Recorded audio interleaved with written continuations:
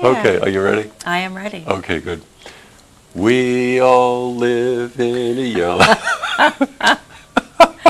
Are you old enough to even know where that comes from? Oh my goodness, I created a playlist for our opening Yes. of all water music, and Uh-huh. that was on there along with, Moon River Oh, and no kidding. Oh, my all God. kinds of water-based music. So, Not only are we talking about water and water-based music, but this is June Waters, yes, I am. who is the director of the most amazing place.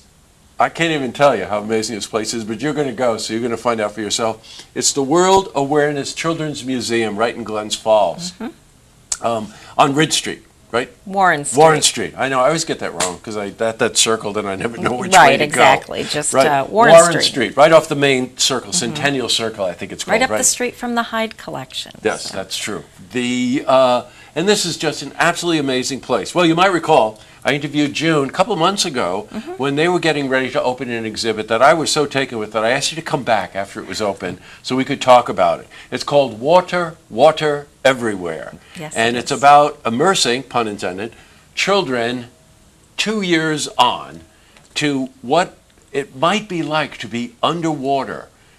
Woven in are learning experiences about commerce and about the sea in general, and some very interesting programs. I'm so taken with this exhibit, I can't stand it. So it opened June 30th, right? Yes, it did. Okay, tell me about it. Well, as you mentioned, we have our little immersive experience, which is graphics and in a mirrored enclosure, so children can don their scuba gear and head in. The door closes. You feel like you're underwater. There's a netting over the top, and sea creatures to play with on the ocean floor. So 1 or 2 children at a time. It is small, but they can go in and play. The sea animals have come out of the ocean floor from time to time, and they go on to explore other parts of the museum themselves. So it is always about that imaginative play. You know, that was just what I was going to say. You think about how important it is for a child to understand that to be imaginative is okay, and that it's encouraged. Well, can you imagine a museum that you go to where you don't have to sit quiet and sit there straight, that you actually get immersed again into the experience? So the most important thing for the child is the ability to use their imagination. When you think about the space, now there is some water there as well, by the way, but to take graphics and to take mirrors and to create an underwater environment and give the children scuba masks and give them fake tanks and things like this, so they get to play and they get to see. One thing that was surprising to me, although I suppose it shouldn't be, is you have a section there because there's soft learning. Let's call it that way. Yes, that's a good way of putting it. There's no quiz for the children, but they get to understand things. 2 things stand out to me. First is that plastic bag that you've got there. Yes. What's going on with that? Well, the bag-ish, it's a combination of plastics.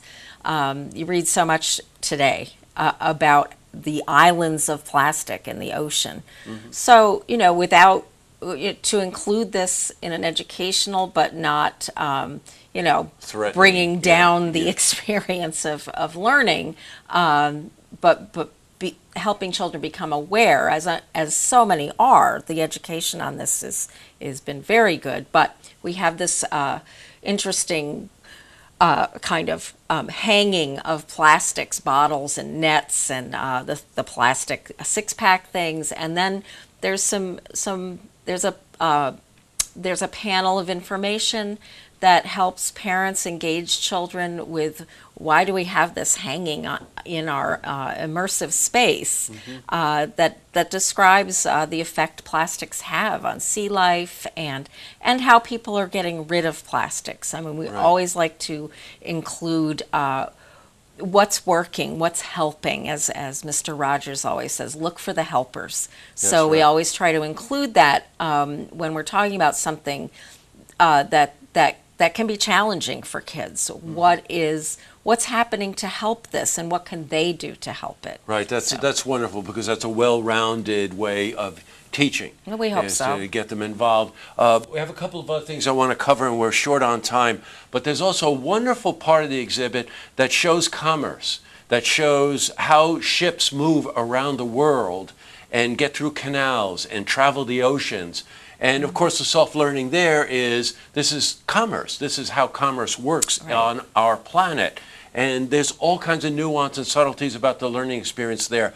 I can't end the interview without talking about the programs. Yes. And the one that stands out to us is, our viewers know that we're very involved with a lot of the organizations protecting Lake George. But one of the programs is a program where you take children out on the lake. Yes. Our floating classroom, actually it's the Lake George Association's floating classroom. We are partnering with them and going out once a week, every Thursday morning from 10 to 12. It is so much fun because it's, well, a boat ride on Lake George on a beautiful morning is just fun. But they do their science programs, so children do engage with the water, finding the plankton in the water, the science project where you see the clarity of the water, and children of all ages can participate. And the museum's role in that is to bring an art project onto the boat, and children depict what they see around them, because that is what our International Youth Exchange art is all about. Children showing what their worlds look like. So while we're out on the boat, we look at the colors, and children and adults alike create beautiful lake scenes. Yesterday, when we were looking around, we also had the kayakers to include in our art, the parasailers. So it's a lot of fun.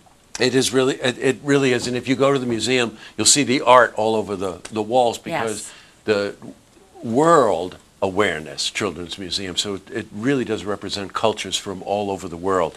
Boy, you know what, I've still got more notes to talk to you about, so we're going to have you back again. I'll come back. I know that you've got a couple parts of the exhibit still to open, so please come back when those are open. We'll talk about those as well. Thank you. June, it's just great to have you in, and once again, congratulations. My granddaughters are coming in August, and we're going on the lake for the program, and we're also coming to the museum. Good. Okay, great to see you. Thanks for coming in. Thanks for having me. You're welcome. To see this interview again, you can head to our website, looktvonline.com.